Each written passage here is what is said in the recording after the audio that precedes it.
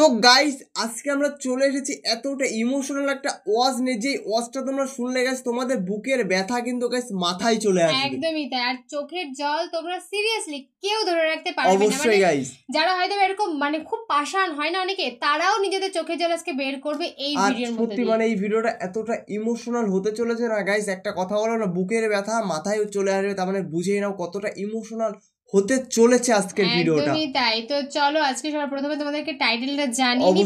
কোন হুজুরকে তোমরা সকলেই চেনো, আর তোমাদের প্রিয় হুজুর কিন্তু তোমরা সকলে কিন্তু কমেন্ট করেছো প্রতিনিয়ত হুজুরের ভিডিও দেখার জন্য। তো বলছে মৃত্যুর আগেই এই ওয়াজটা একবার শুনুন। বলছে না, মৃত্যুর আগে ওয়াজটা, মৃত্যু হয়ে গেলে তো আমরা আর কিছুই শুনতে পারবো না। হ্যাঁ, আমাদের মনেও থাকবে না, শুনতেও পারবো না। তার জন্যই বারবার করে বলছি যে মৃত্যুর আগে একবার অবশ্যই আমাদের এটা শোনা উচিত। তো অবশ্যই তোমরাও শুনবে, আমরাও শুনবো। তো আমাদের মেইন ভিডিও কোন ডেসক্রিপশন বক্সে চলে আসবে, গাইস তোমরা ওখান থেকে চেক আউট করে নিও। তো চলো গাইস আজকের ভিডিওটি দেখা যাক। নবীজি বলেন, কারো অন্তরের মধ্যে যদি গম পরিমাণ, জব পরিমাণ, সরিষার দানা পরিমাণ ঈমান থাকে, সরিষার দানা বুঝছেন, গম পরিমাণ, জব পরিমাণ, সরিষার দানা পরিমাণ ঈমান, এই মানুষটা যদি বিভিন্ন অপরাধের কারণে জাহান্নামের সাজা ভোগ করতেও হয়, জাহান্নামের সাজা ভোগ করার পর আমি নবী বলে দিলাম একদিন জাহান্নাম থেকে বের হয়ে ওই সরিষা পরিমাণ ঈমানের কারণে আল্লাহর জান্নাতে প্রবেশ করবে। খাঁটি ঈমান, বিশুদ্ধ ঈমান, এটার মধ্যে কোনো ঝামেলা করা যাবে না। আল্লাহ কথাগুলা বুঝার তৌফিক দান করেন।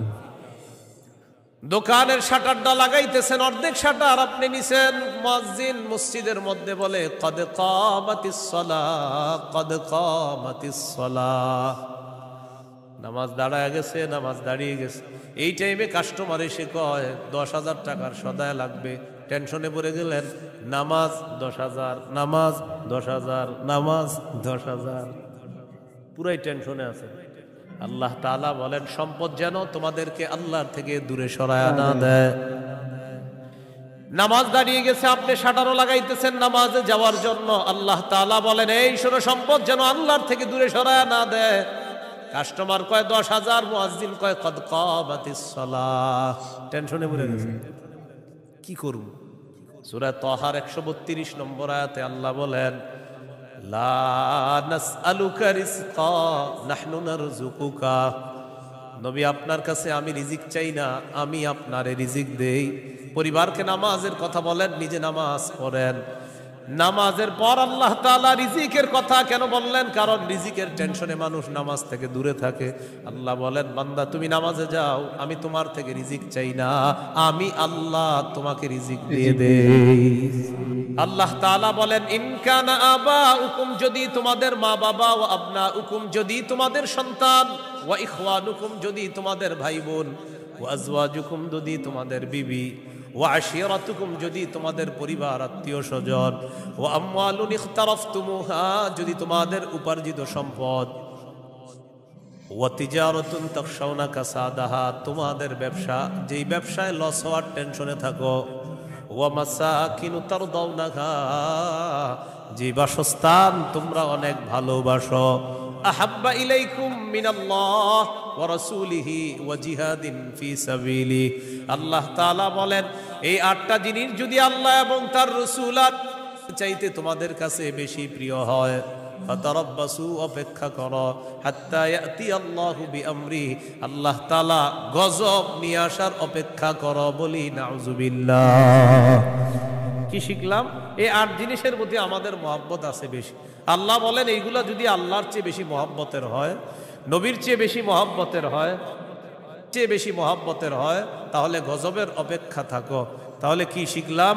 এই 8 জিনিসের চাইতে আল্লাহকে বেশি ভালোবাসা, রসুলকে বেশি ভালোবাসতে হবে। আল্লাহ তৌফিক দান করে। এখানে কয় জিনিসের ভালোবাসার কথা হলো? 8 জিনিসের ভালোবাসার কথা। এবার আমার সাথে বলেন, সাধারণত মৌলিকভাবে 2টা জিনিস আমাদেরকে আল্লাহর থেকে দূরে রাখে। 1 সম্পদ, 2 সন্তান। এই 2টা মৌলিকভাবে আমাদেরকে খালি আল্লাহর থেকে গাফিল করে দেয়। সূরা মুনাফিকুনের 9 নম্বর আয়াতে আল্লাহ বলেন ইয়া আইয়ুহাল্লাযীনা আমানু লা তুলহিকুম আমওয়ালুকুম ওয়ালা আওলাদুকুম আন যিকরিল্লাহ। আল্লাহ তাআলা বলেন, হে ঈমানদারগণ, লা তুলহিকুম আমওয়ালুকুম ওয়ালা আওলাদুকুম, তোমাদের সম্পদ, তোমাদের সন্তান তোমাদেরকে যেন গাফেল করে না দেয়, আন যিকরিল্লাহ, আল্লাহর স্মরণ থেকে যেন গাফেল করে না দেয়। ইন্নাল্লাহু ওয়া রাসূলুহু আহাব্বা ইলাইহি মিম্মা সিওয়াহুমা وأن يحب المرء لا يحبه إلا لله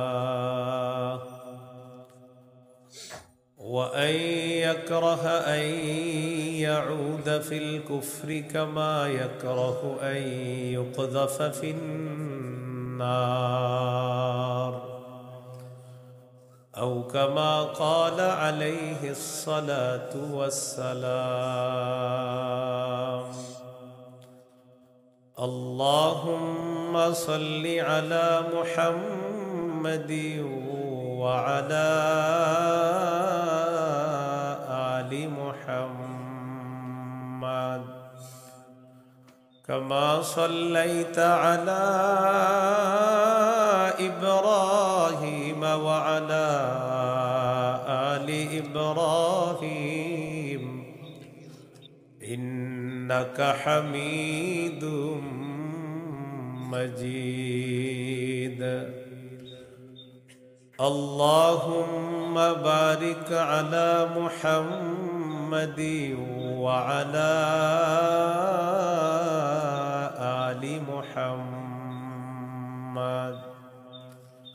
كما باركت على إبراهيم وعلى آل إبراهيم إنك حميد مجيد.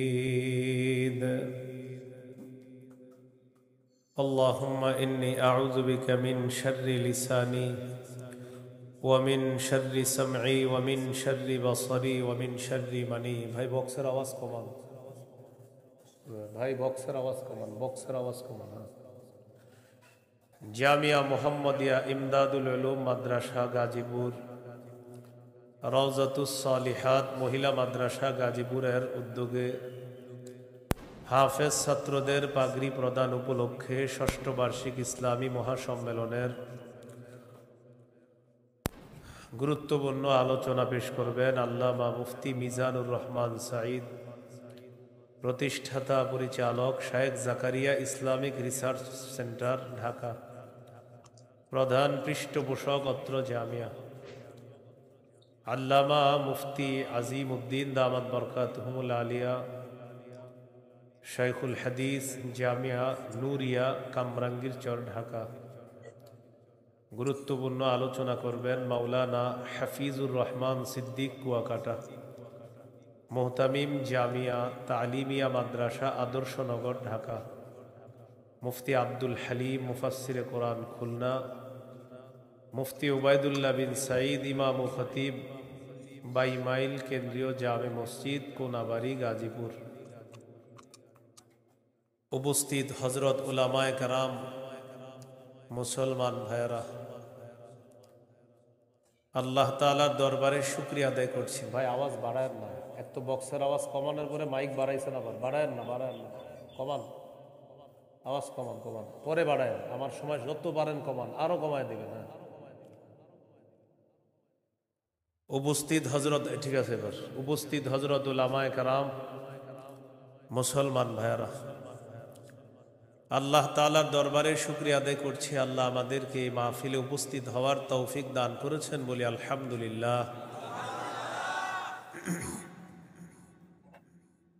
আমি আপনাদের সামনে সূরাতুল বাকারার 256 নম্বর আয়াতে কারিমা থেকে কয়েকটি আয়াত তেলাওয়াত করলাম। 256 নম্বর আয়াতে আল্লাহ তাআলা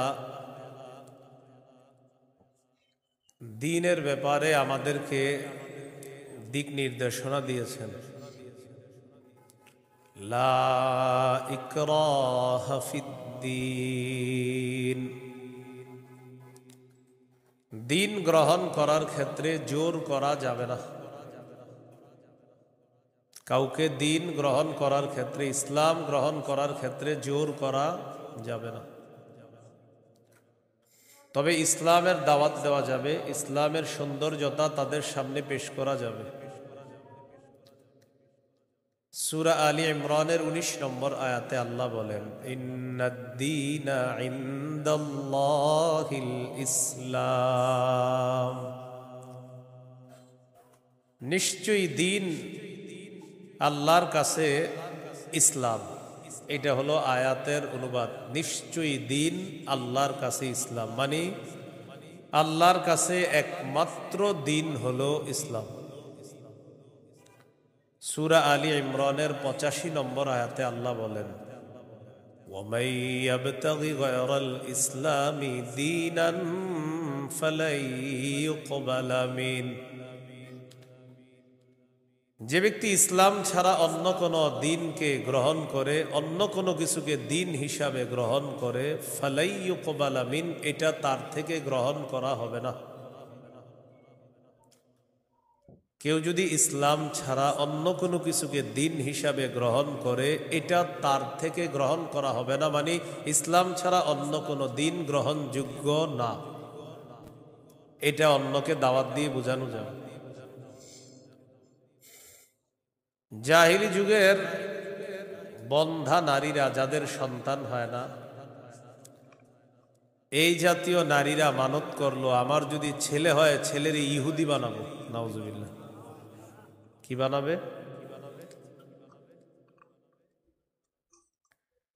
নাজিবি গোত্রের ইহুদিদেরকে বের করে দেওয়ার জন্য হুকুম আসলো।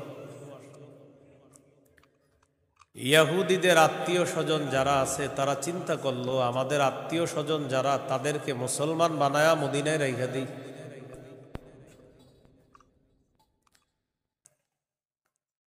হুসাইন আল আনসার নামে নবীর একজন সাহাবী, তিনি রাসূল সাল্লাল্লাহু আলাইহি সাল্লামের কাছে গেলেন, গিয়ে বললেন, ইয়া রাসূলুল্লাহ, আমার দুজন পুত্র সন্তান খ্রিস্টান, আমি তাদেরকে যদি জোর করে মুসলমান বানিয়ে মদিনায় রেখে দিই। বাবা মুসলমান, সন্তান খ্রিস্টান। রাসূলুল্লাহ সাল্লাল্লাহু আলাইহি সাল্লামকে বললেন, আমি আমার দুই পুত্রকে যদি জোর করে মুসলমান বানিয়ে রেখে দেই, তখন আল্লাহ তাআলা সূরা বাকারার 256 নম্বর আয়াত নাজিল করলেন, লা ইকরাহা ফিদ্দীন, ইসলাম গ্রহণ করার ক্ষেত্রে জোর করা যাবে না। কদ তাবায়্যানার রুশদু মিনাল গাই, হেদায়েত স্পষ্ট হয়ে গিয়েছে গুমরাহি থেকে, পথভ্রষ্টতা থেকে। কোনটা হেদায়েত, কোনটা গুমরাহি, এটা মানুষের কাছে স্পষ্ট। এই কথা আল্লাহ কেন বললেন?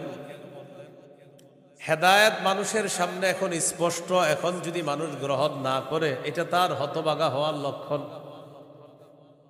যদি সে গ্রহণ করে, এটা তার সৌভাগ্য, সে একজন সৌভাগ্যবান। সে সৌভাগ্যবান হওয়ার লক্ষণ হবে যদি হেদায়েত গ্রহণ করে। জোর করে বলা যাবে না তুমি মুসলমান হতেই হবে।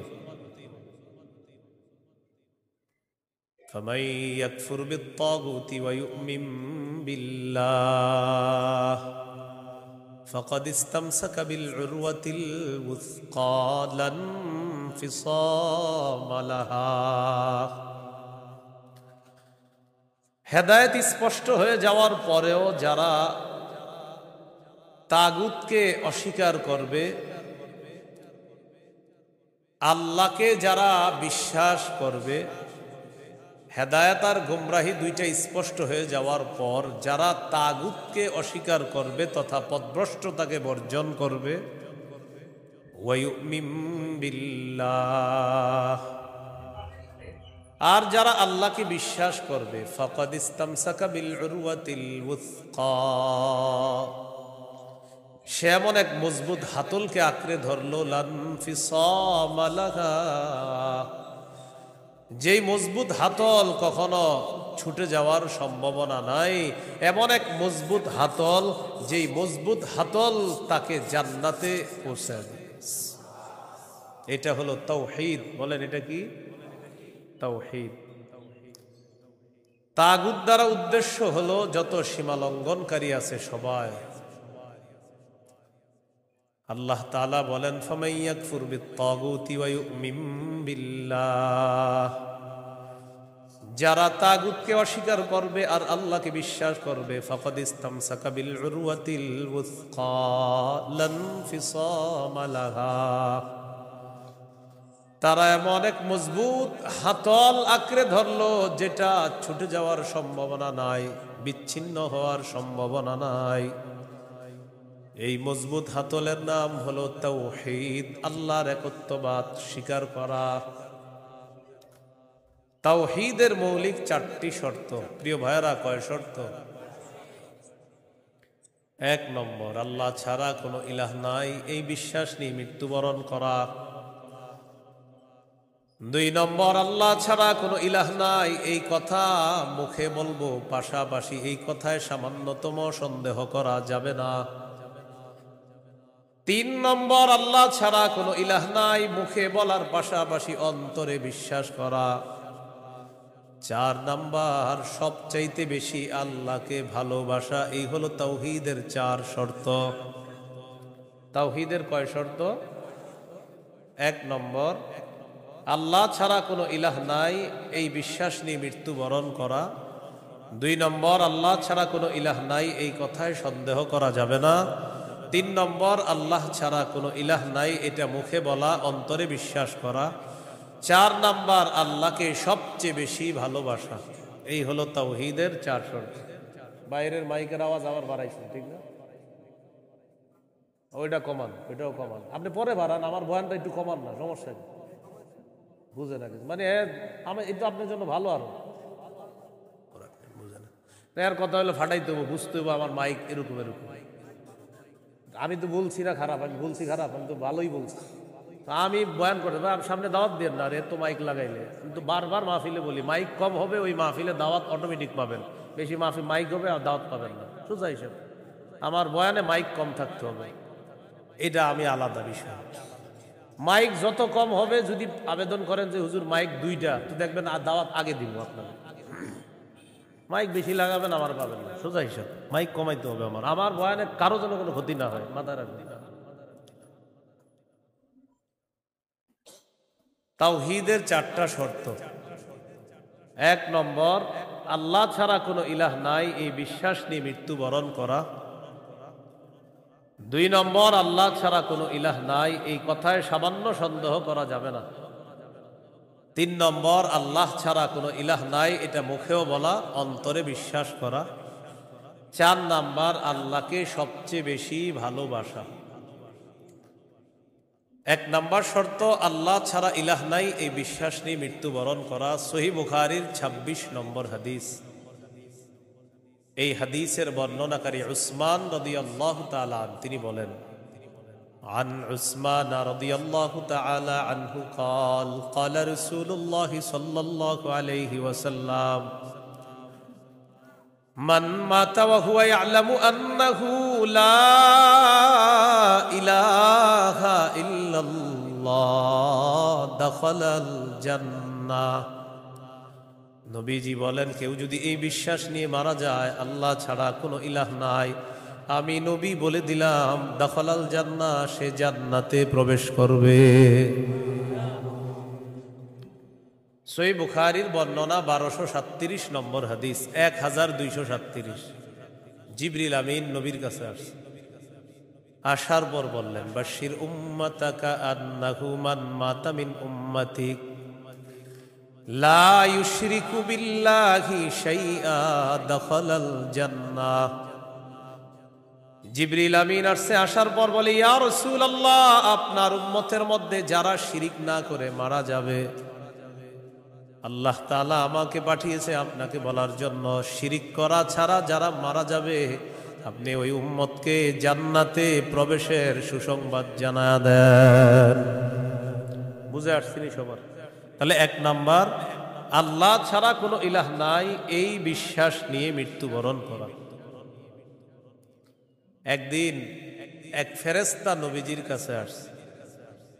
নবীজি সাল্লাল্লাহু আলাইহি সাল্লাম বলেন, তানি আতিম মির রব্বি ফাখায়্যারানি বাইনা আন ইউদখিলা নিসফা উম্মতি আল জান্নাহ ওয়া বাইনা আশ-শাফাআহ। নবী বলেন, একজন ফেরেশতা আমার কাছে আসছে, আসার পর আমাকে দুটি বিষয়ের স্বাধীনতা দিয়েছে, যে কোনো একটা গ্রহণ করার জন্য। ফেরেশতা আমাকে বলল, হাবিব, আপনি যদি চান আপনার অর্ধেক উম্মত আপনি জান্নাতে নিতে পারবেন, আর যদি চান আপনি সুপারিশ করতে পারবেন, তবে দুটি গ্রহণ করা আপনার জন্য। এই সুযোগ আপনি পাবেন না, যে কোনো একটি গ্রহণ করতে হবে। হয়তো অর্ধেক উম্মত জান্নাতে নিবেন, না হয় আপনি সুপারিশ গ্রহণ করবেন।